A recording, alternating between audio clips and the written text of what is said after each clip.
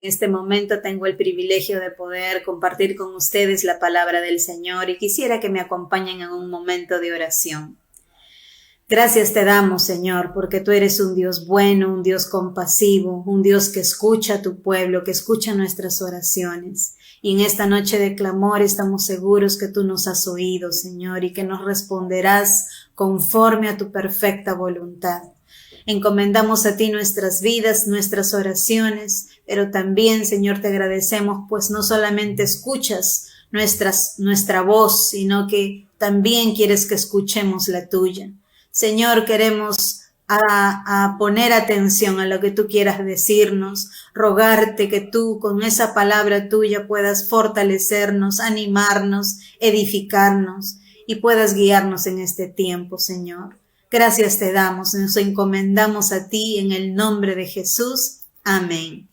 Muy bien, y ahora estamos siguiendo pues nuestra serie llamada Fe en Acción, basada en este libro de Santiago. Y podemos entender la fe no como una mera creencia o un conocimiento intelectual o un asentimiento superficial o emotivo nada más, sino como algo verdaderamente trascendente, algo que conmueve la vida, que la sacude desde sus bases. La fe verdadera es una fe que nos hace trizas por dentro, porque nos deshace con el impacto de la verdad de Dios. Es una fe que nos desarma y que nos vuelve a armar, pero sobre nuevas bases, sobre un nuevo fundamento. ¿Y cuál es ese fundamento? Pues la persona de nuestro Señor Jesucristo, el Hijo de Dios, en quien nosotros ponemos nuestra confianza voluntariamente para que esto justamente ocurra. No es una religión, no es un sistema ideológico,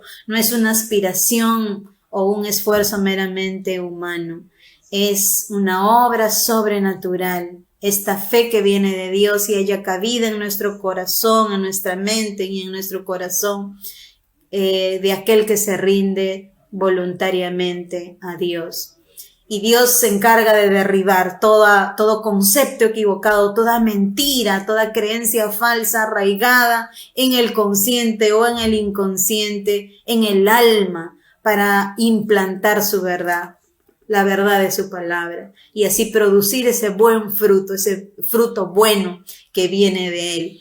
Esta fe es una fe transformadora, es una fe que hace maravillas y que se hace visible en la vida práctica. No es nada teórica, es esta fe que nos equipa también con herramientas para poder enfrentar la vida aquí, con los pies en la tierra, pero con nuestra fuente en el cielo. Es una fe que cambia nuestra vida, que transforma. Y hoy la veremos pues así, esa fe que nos da la sabiduría que necesitamos para tomar las decisiones que a diario tenemos que tomar. Es esta fe que da sabiduría. Y está basada en el libro de Santiago, el capítulo 3, del verso 13 al 17. Y les pido por favor que abran su Biblia. Si allí la tienen, voy a leerla en la versión Reina Valera contemporánea. Y dice así: ¿Quién de ustedes es sabio y entendido? Demuéstrelo con su buena conducta y por medio de actos realizados con la humildad propia de la sabiduría. Pero si ustedes abrigan en su corazón amargura, envidia y rivalidad, no tienen de qué presumir y están falseando la verdad. Esta clase de sabiduría no es la que desciende de lo alto, sino es terrenal, estrictamente humana y diabólica. Pues donde hay envidias y rivalidades, allí hay confusión y toda clase de mal. Pero la sabiduría que viene de lo alto, ante todo, es pura, además pacífica, amable, benigna, llena de compasión y de buenos frutos, ecuánime y genuina. Bien, aquí el apóstol Santiago, que escribe esta carta de este libro de Santiago, hace una pregunta interesante a todos sus oyentes al inicio de este pasaje. Y pregunta así: ¿quién es sabio y entendido entre ustedes? Al parecer había entre sus oyentes gente que se creía muy sabia y estaba tristemente engañada. ¿Por qué? Porque su conducta decía todo lo contrario. Y creo que vale la pena que nosotros también tomemos esta pregunta en esta noche para evaluarnos. Y vemos de que aquí muestra dos tipos de sabiduría, una que desciende del cielo, de Dios, ¿sí? Que proviene de Él, pero también otra que viene de la tierra, que es meramente humana, es sabiduría humana, que se caracteriza por celos amargos, peleas, amarguras, ambiciones egoístas, deseos desordenados. Y dice algo peor, que son inspiradas por el diablo. ¡Qué terrible! Lamentablemente algunos de estos oyentes consideraban que esa sabiduría era la buena sabiduría, pero viene a ser más que todo viveza y necedad.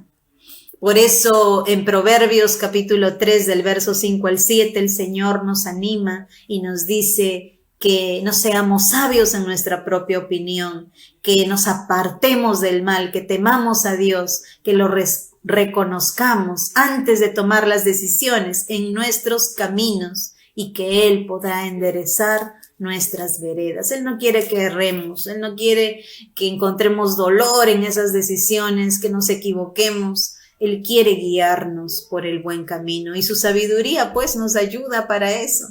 Entonces, bueno, creo que estamos en un buen desafío. Sin embargo, yo quería hacerles otra pregunta más. ¿Ha visto usted a alguien que se considera sabio, pero que actúa como necio? Creo que lo hemos visto bastante seguido, ¿no? Y aún a veces lo hemos visto en el propio espejo. Cuando nos volvemos autosuficientes, cuando sentimos que podemos hacer todo sin la ayuda de Dios.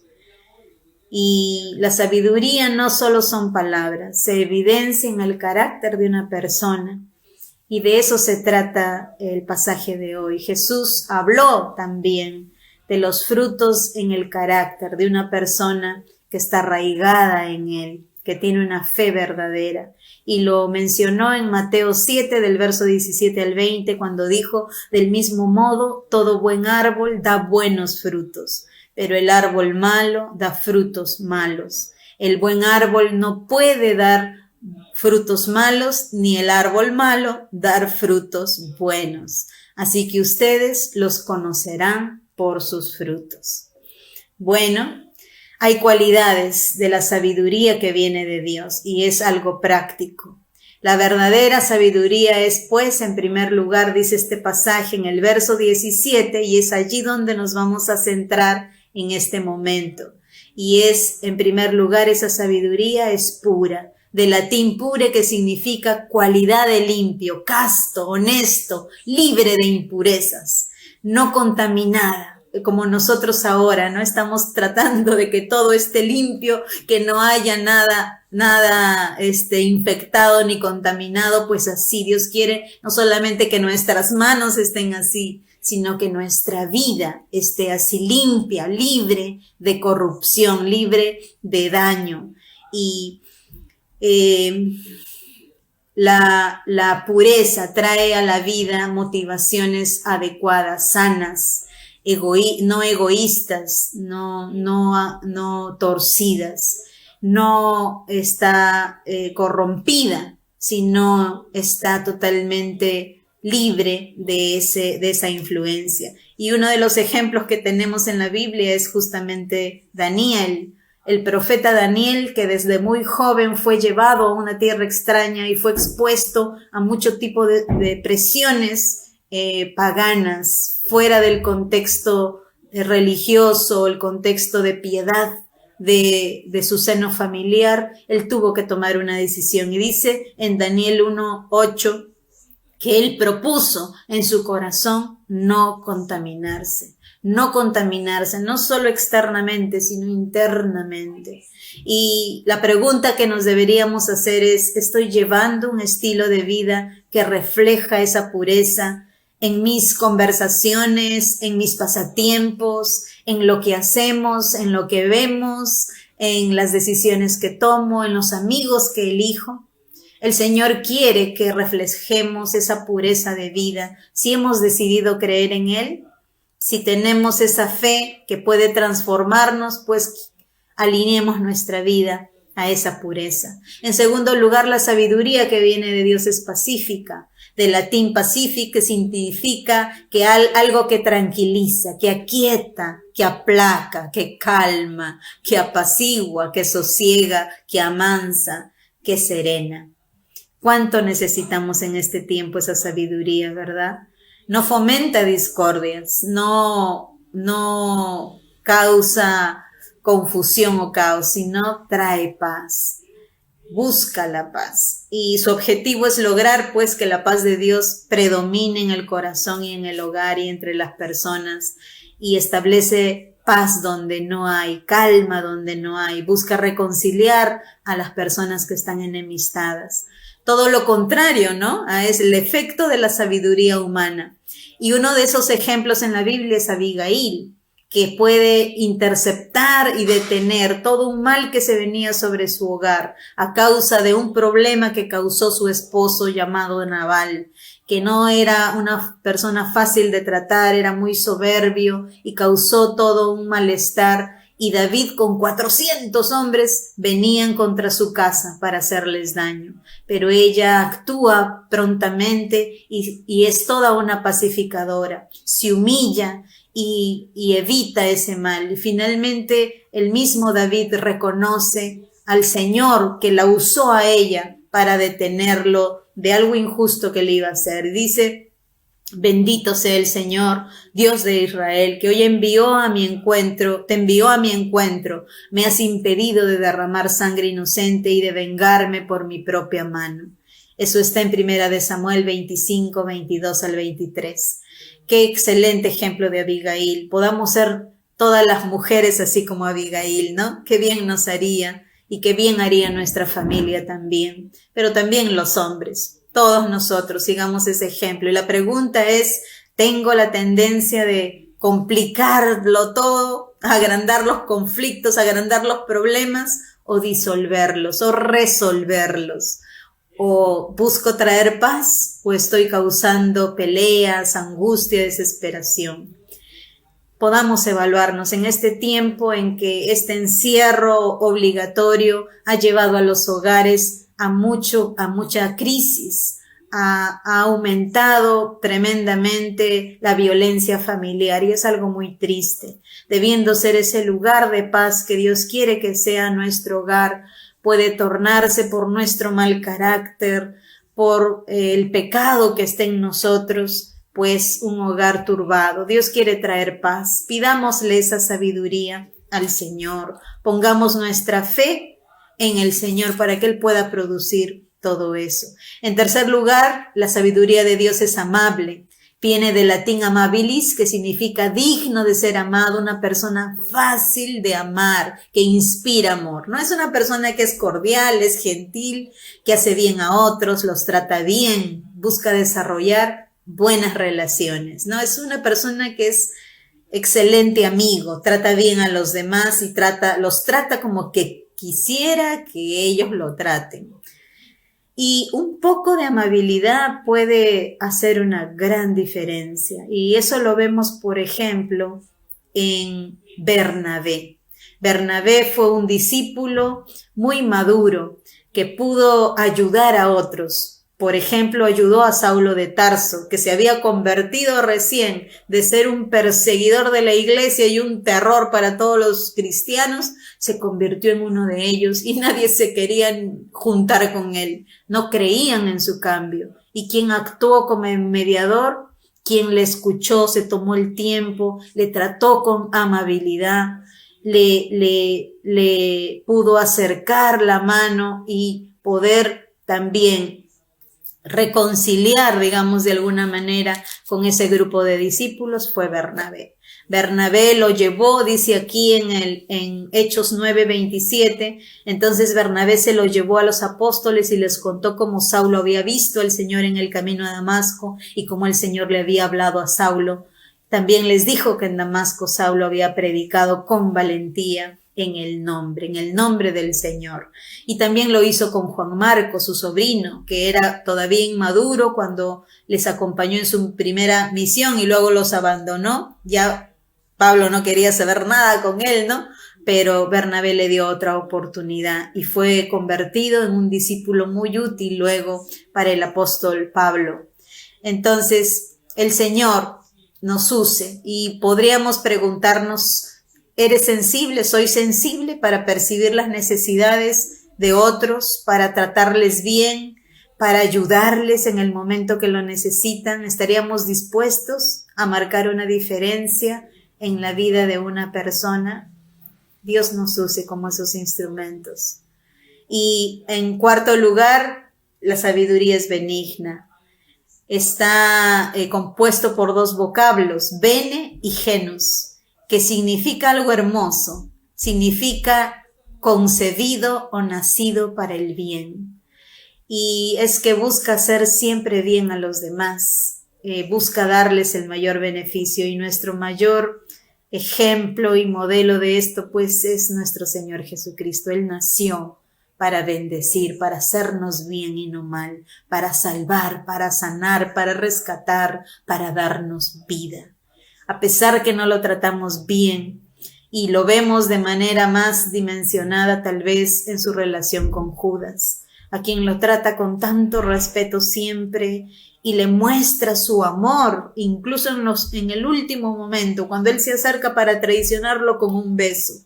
Y el Señor le dice, amigo, ¿a qué vienes? ¿Con un beso entregas a tu maestro?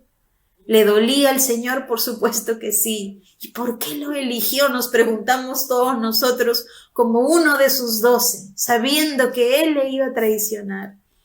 Yo pienso personalmente que él sabía lo que iba a pasar, pero quería agotar todas las opciones, quería darle la oportunidad a él de poder conocer su amor en vivo y en directo.